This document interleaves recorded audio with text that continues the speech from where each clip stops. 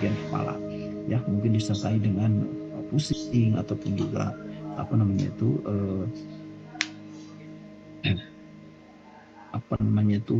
rasa pusingnya itu seperti yang betul-betul tidak seimbang, itu katanya yang bisa dirasakan oleh pasien yang pernah saya tanya ya. Jadi kecemasan itu betul-betul menghingga pada dia, karena kenapa? Karena kadang-kadang belum bisa dipastikan dalam sebuah kondisi diagnosa, tapi baru prognosis. Apakah ini misalkan sebelum dilakukan pemeriksaan X-ray misalnya, sebelum dilakukan pemeriksaan foto ronsen maksud saya pada bagian kepalanya, apakah saya ini nantinya ada pendarahan di bagian otak misalkan, itu yang menjadikan kecemasan pada pasien dalam kondisi head injury ya.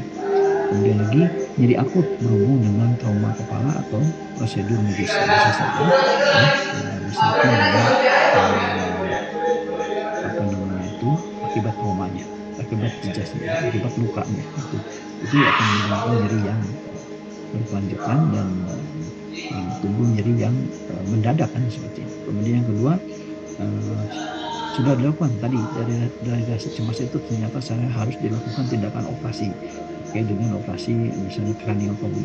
Nah, selepas post craniotomy itu kan dirasakan nyeri yang akut dan luar biasa ya.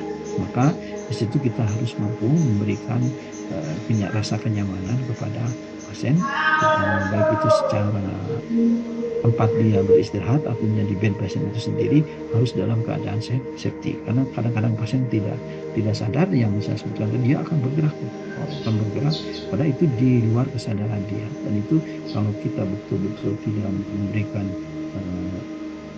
safety pada bagian bed making itu, maka itu kecenderungan pasien bisa jatuh kan kira-kira seperti itu. Oke, jadi harus betul-betul diperhatikan safety-nya ya. Nah, ada misalnya saya menunjukkan antara diagnosa secara fisiknya ya, itu aktifan dari perkusi cerebral misalkan gitu konteks diagnosanya. Kemudian risiko gangguan pernapasan, kenapa? Yang kaitannya tadi karena ada gangguan pada bagian servikal misalnya, tidak hanya pada bagian kapitisnya saja, ataupun bisa juga trauma kapitis, ternyata trauma kapitisnya itu atau head injury-nya itu berkaitan dengan ada yang menyebabkan gangguan sumbatan jalan nafas, itu jadi gangguan pernapasan. Kemudian lagi gangguan mobilitas di